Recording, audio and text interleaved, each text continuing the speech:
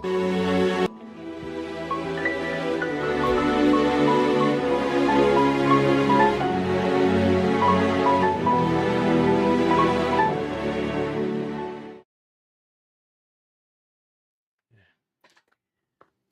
everyone and welcome. I'm Alden and today I'll be speaking with Warren Munitz from Integrative Coaching about something that affects all of us, limiting beliefs. These often unseen thoughts can quietly shape how we see ourselves, how we act, and what we think we're capable of. Over the next few minutes, I'll be asking Warren 15 key questions that dig into how these beliefs are formed, how they hold us back, and what we can actually do about them. If you ever felt stuck, second-guessed yourself, or wondering why certain patterns keep repeating, you're in the right place. Let's get started. What exactly are limiting beliefs and how do they form in our early life? For example, could a child who grows up around constant conflict develop a belief that close relationships always end badly? So let's clarify. Most beliefs are limiting in some way. They're a frame, they're a structure, so they limit space.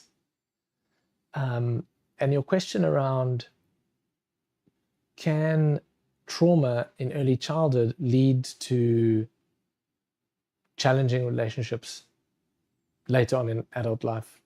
Most definitely. In fact, that is what is the primary cause for dysfunction in relationships. Just repeat the question so I can just really clarify the answer for you. Sure. So what exactly are limiting beliefs and how do they form? How do they form in our early life?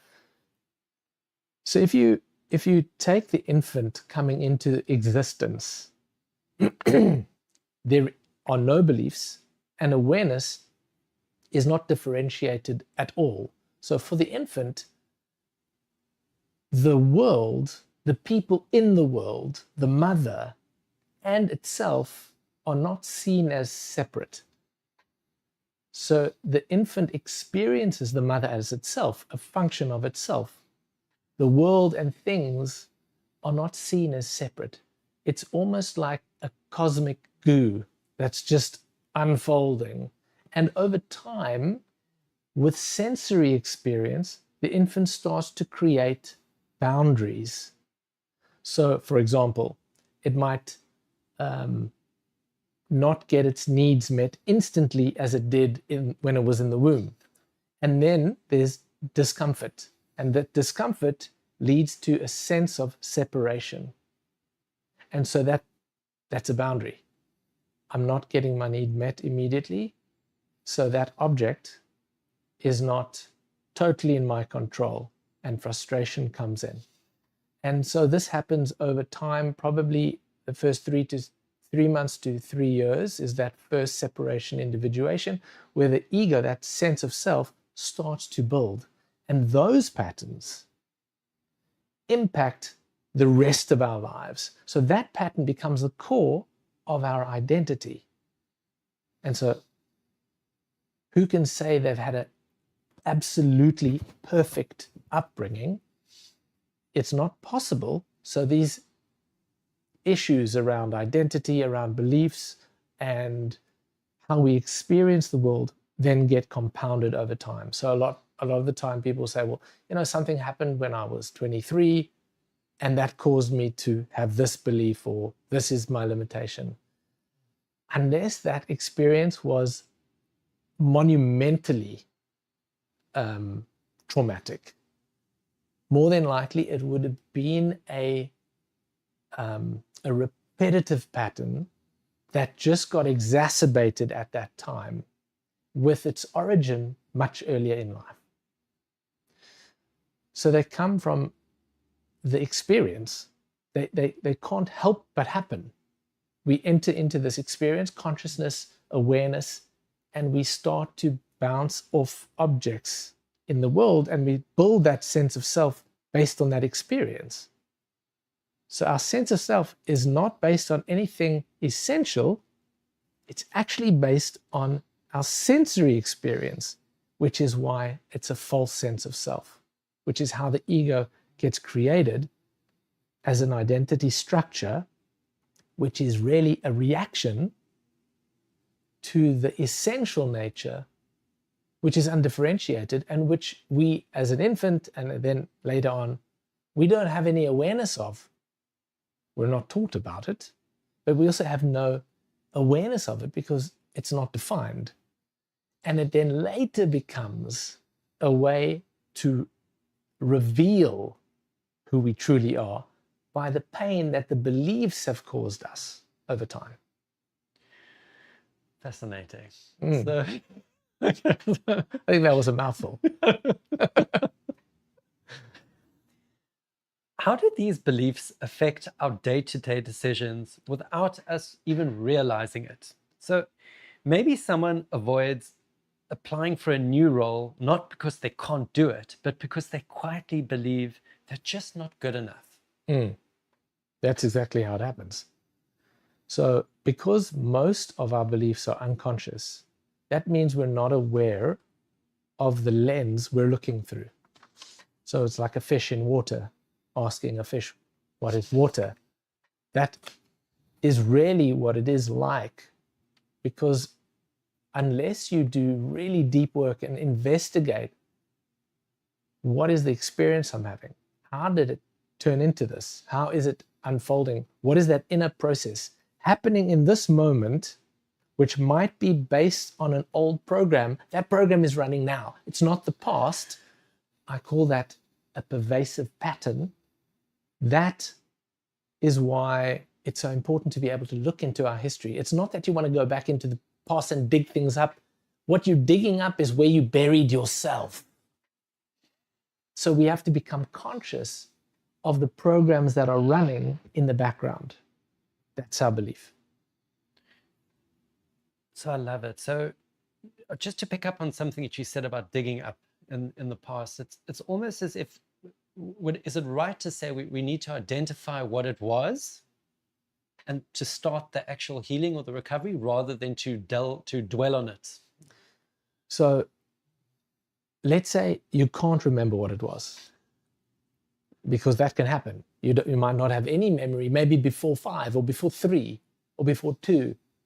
So if you are not able to have a memory of it, you still can have an experience. You might have a feeling, an emotion, which is the underlying almost alchemical reaction that's happening. The belief gets formed as an idea around that. So even if you don't know what the belief is, you can kind of get a sense of what it is by inference of what feeling comes up and how you interpret that now, that feeling now. So you do have to dig it up. The dwelling on it, I don't know if I understand the term, like in what way?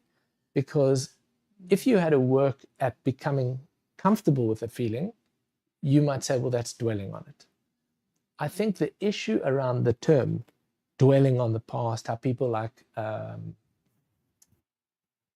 remember the term. If you're stuck in that space, yes, right, where you are ruminating over and over, that's ruminating about the reaction. That's not what we're looking for. That is a problem. Yes. That is, you find that, if you find that happening, you should consider, maybe I need help, maybe I need support, because that type of rumination doesn't lead anywhere healthy. It's really just perpetuating the belief. Absolutely. I think that is absolutely spot on. It's almost as if maybe that dwelling, it's the emotion, or that becomes a little bit addictive about that dwelling, that I think. Because you know it and it's familiar. So what you're familiar with is not as scary as what you don't know. And that is the bridge that you have to actually start entering into if you want to change a pattern. Yes. You can't stay stuck in a pattern and want to get out of the pattern if you're not open to experiencing something new. Yeah. Can you give an example of a common limiting belief in a high-performing executive? Perhaps someone who excels at strategy, but struggles with patience, might believe they're the only one who can get things done properly. You might think that is the belief, but that's the conscious aspect of I have to do it because no one else will do it. What is the underlying belief of that? And again, it's dependent on the person, but let's just look at an example where you feel you have to do it and you don't trust your team, or you don't trust who you've delegated it to. What is it about control that is so important to you? Or what is it about letting go control that is so scary for you?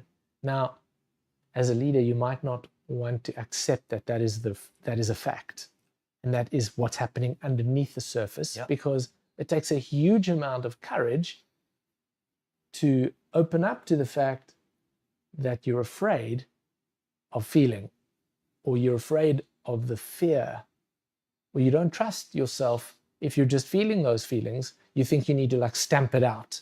And that stamping it out drives the striving to doing. Right? So you recognize, actually, what's the underlying belief? Is the fear that it's not going to happen, that you are not supported, and that you're the only one, and that no one has your back or nothing has your back. But the you that you are identified with didn't exist when you were born. So what had your back then? And we have to allow those type of thoughts to open up a possibility. Like, who's beating your heart for you? Who's turning breakfast into neurons and energy? And well, that's not you. So there's a part of you that's doing that. And can you open up to experiencing that in the moment? It's almost as if perhaps one uses physical things to try and take control of the situation, as opposed to, as you're saying, just trusting in what is. Have you ever seen an infant or a baby, maybe a toddler, if you take its toy away, it's like it's the end of the world? It's similar. It's that pattern that hasn't been resolved in the 45-year-old, the 55-year-old, the 65-year-old. See, that's how deep that pattern is. But that person who's the leader, would they ever admit to that the toddler is in control? I mean, there's shame, there's humiliation around that. And that shame, specifically for men, around being vulnerable and having and being conscious of that feeling. The courage that it takes to become aware of that is far greater than going into war. Because you can just go in. But there is no boundary between you and it.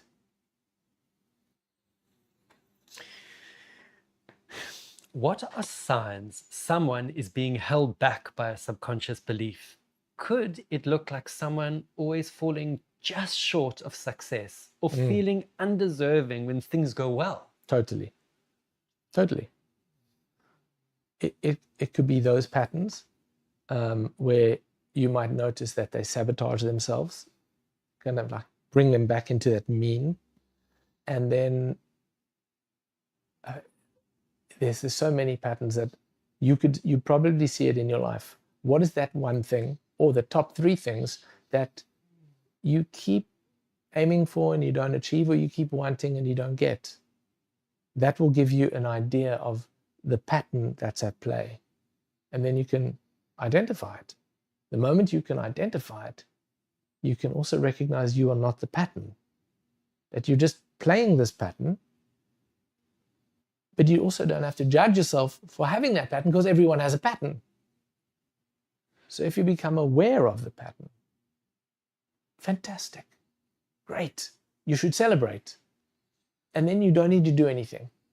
Just become aware of the pattern as much as possible, because the moment you are aware of the pattern, then it's not in control. I have to interrupt you for a second. Please do. I mean, that is quite groundbreaking to realize that the pattern is actually not us. Right. It's a learned thing or a thing that can be changed, maybe. Well, you don't need to change it. The moment you become aware of it, it starts to degrade because it's you that's peddling it. Your essence is giving that pattern energy because you're choosing it unconsciously. But the moment you become conscious of it and you stop, if you did nothing, the pattern would degrade over time. And then there's space. Yeah. And in space, there's creativity and opportunity. So perhaps going back to our previous question in terms of once you can recognize it and you can realize it's not you, and thirdly, you can trust it and let it go. Yes. That would be a good process. You can almost thank it. Thank you for being the railings up until now. It's not about judging it. Judging it is part of the problem. It's the thing that created the boundaries in the first place. And at this point in your life, depending on where you are, you probably don't need the training wheels anymore. You could take them off the bicycle and find that you can balance. But that little bridge, it sounds simple, but it's monumentally difficult because the instinct to move back to safety is really strong. How can we identify the difference between intuition and a fear-based belief? So let's take the example of you're not comfortable with your fear. Then you might have intuition that comes through, and you might have fear that comes through, and they look the same. So you can't differentiate. So sometimes you go, well, I intuitively thought that, and it came through, and that was the right direction, and look, I got success. And then other times it looks the same. Then you get into your head a little bit about it, you go, but is this, okay, no, it's the same, and then it doesn't work. And the only way to differentiate them is to become aware of them, to become comfortable with what is not intuition, which is the feeling of fear.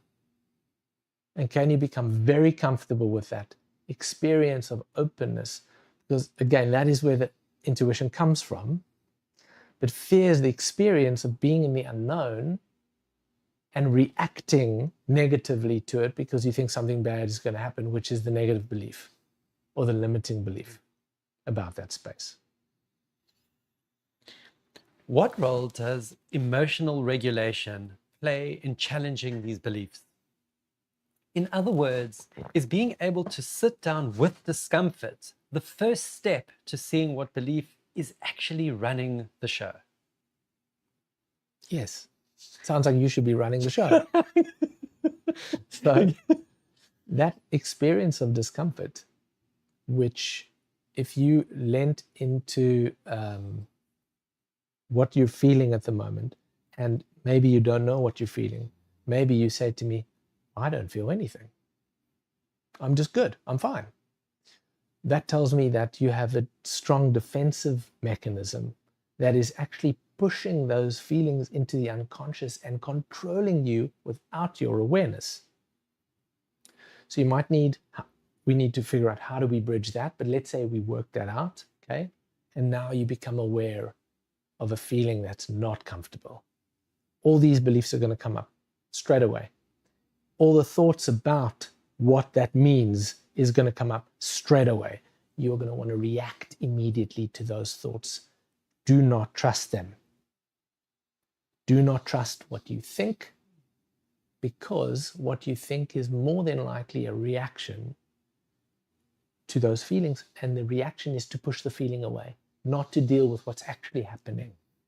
So if you can become comfortable, if you can expand your tolerance to feel and stop, don't do anything, pause, wait, have patience in that space, what you will find is that the dust will begin to settle, and you'll begin to differentiate between the noise and what's really important. Let's say someone always believes they're not leadership material. How would you start working on that belief? Maybe they constantly defer to others or avoid responsibility, even though they're fully capable. So each person is different. So how would we work with someone like that?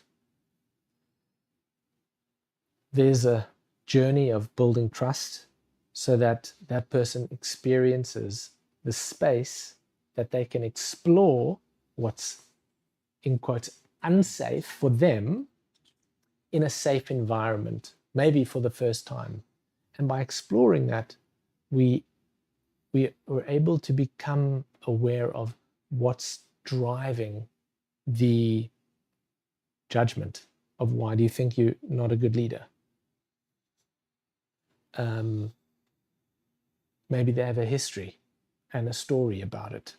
And can we delve into that? What happened that time that you did X, Y, and Z? And what was the feeling that was there? If you bring that memory into awareness, if it's charged, as a lot of memories are charged, you would begin to feel the discomfort, and you might say, oh, I don't want to talk about the past. I don't want to go there. No, it's over. That tells me it's not over, and it's actually running your system, because look at the reaction you're getting. And so we use that, and we would then layer by layer, in a safe cadence, delve into that experience in your psyche, because that resonance is like a very deep unconscious whisper that drives and moves you in a direction, and then you think those thoughts are yours. You're like, oh, there's original thought, I shouldn't do this. And actually, it's just fear, just unconscious reaction to a baby trauma that you had, maybe happened when you were 1. And it's just repeating the pattern. In fact, Stanislav Grof, I might have mentioned him in one of the other chats we had, speaks of the 4 birth perinatal matrices, which are 4. And the first one is in the womb. The second one is when the contractions begin and the cervix is closed. The third one is moving through the birth canal. The fourth one is birth, coming into the world. And if something happens in any of those, it's traumatic anyway. For example, there could be a bad womb. Maybe the parent is drinking, smoking. Maybe she's stressed. The second birth perinatal matrice is a no exit situation, high anxiety. The world is closing in on me. If you feel that, it might be because that was the space you were in for a long period of time. Now, consciously, you don't know that's what's happening, but as an organism, you're experiencing what's happening and it's building up. Going through the birth canal, it's both a life and death situation. I could make it, but I could die. Often there's anger and fear in those experiences. And then coming into the operating, or the birthing space, where are there lights? Is it bright? Is it noisy? Who's catching you? Are the hands cold? All these things are now going to impact how you experience that. And each one of these will have an impact on the organism, which is the baby that's coming into the world, and the belief systems that will then repeat over time. So it becomes like a broken record, and that becomes the story of your life. And we go like, but is this what life is about? This is my life? Surely, why do I have this feeling that there's more? If you have that feeling, there is more, and you should look deeply into that. Is there ever a time when a belief that seems limiting is actually protective? Like when someone avoids connection because it feels safer to stay independent, could that be a protective belief? Aren't they all protective? Aren't all beliefs protective by nature? They're trying to protect you based on your experience. But are they limiting?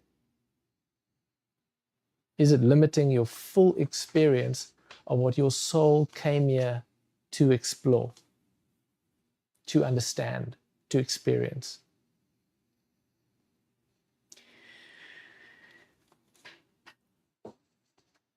How do limiting beliefs affect our relationship at work or in personal life? So could they show up as control issues, lack of trust, or even people pleasing in the workplace? Just say that again. So how do limiting beliefs affect our relationships at work or in our personal life? Well, in the same way as it would, but just more intimately. So it could change the way you show up at work and connect with your colleagues, how you delegate or how you lead, how you take instruction. You could go and see your father or your mother in every comment that your boss or your manager makes to you, and then you think that that is them being controlling, or that they're being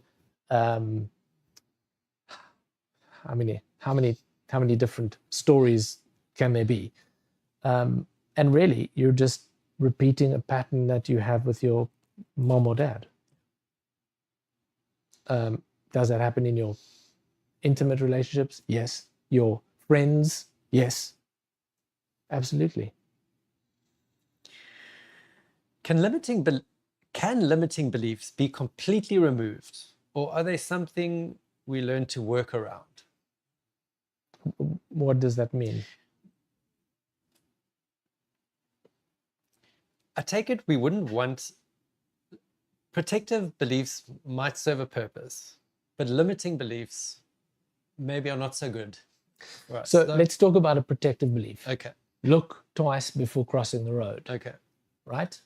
So that's a belief that you was instilled in you when you were a kid, so you don't get knocked over. So then every road you get to, you look twice. I mean, probably it's a good idea. Yeah. Yeah. What is the belief? You'd get knocked over. You might want someone to cross the road with. You might want someone to hold hands with and cross the road, and you can't do it yourself. And so they're just, so, so those type of beliefs. But the other one you're saying is limiting beliefs. Yes. Again, they're all limiting in a way. Some are useful and some are not useful. So what's the question? So I think, do you know what? I think it might be in the English. I think maybe it's about... But language, think about this for a moment. Language, when you say it might be in the English, language is the structure of it's the building blocks of the belief. Because if we didn't have language, there would be no structure. Agreed. Okay. For me, it's about whether a belief is useful or if it's not useful. It's a bridge. At some point, you cross the bridge and you keep going. Once you've crossed the bridge, you don't need to carry it with you. No, belief's there for other people to cross. How do techniques like journaling or somatic awareness help rewire old beliefs? I mean, are these tools a way to bring hidden beliefs into awareness and create some space around them? Definitely. So I would say journaling and somatic awareness are probably the two most profound exercises and practices you should do for the rest of your life. Why? Because journaling allows for that almost coherent writing, so that you are making sense of what's actually in your head, maybe in the unconscious. You might write something, journaling, free writing, and get to a point where you read something and you can't believe what you just wrote.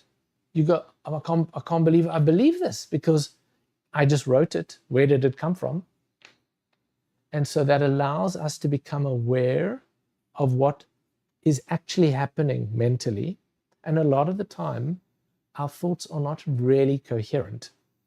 So a lot of the time, the thought can be half-baked, then you jump to another thought and another thought and another thought, you have 50 thoughts happening at the same time. But actually, if you put them on paper, you would see that they're not logical in any sense.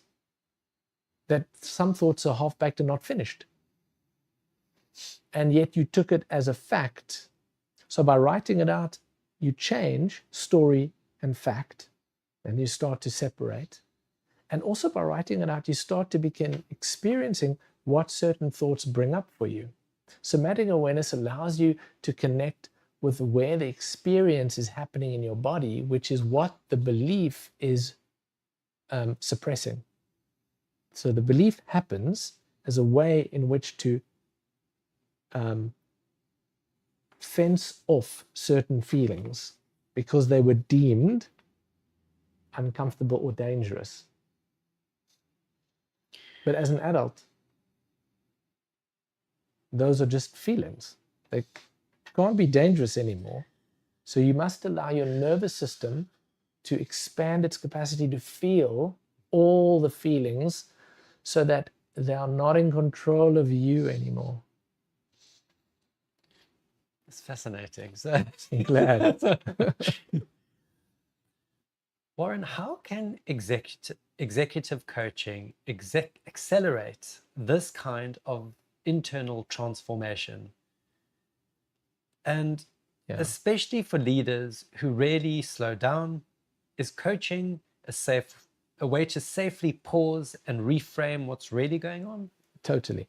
And you did you mean, or did you say rarely? They rarely slow down because they never slow down. Yes. Right. Yes. Okay. So coaching becomes that space where it can act at multiple levels. So depending on what level of self-awareness the client has, we might just be a sounding board for them, which is in a way a deeper version of journaling, because the coach can ask questions around what the client is saying and then bring awareness into using questions, into what's happening for them. And as we go deeper, then the coach can guide them into that somatic awareness. Yes. Even unconscious elements might be emerging through that conversation. Yes. And as we become, as I've said earlier, as we become more aware of what's happening in the unconscious, unconscious thoughts, unconscious beliefs, unconscious feelings and emotions, we begin to see how that flow of energy is actually driving behavior and decision making. So we might feel, I need to react because I need to do something and make a decision. Yes. And then that turns the boat in a direction, turns your company in to go in a specific direction. What happens if you made that decision in haste? What happens if you made that decision out of fear? What happens if you made that decision because you were angry? Do you think that's how you should be driving the boat, the ship?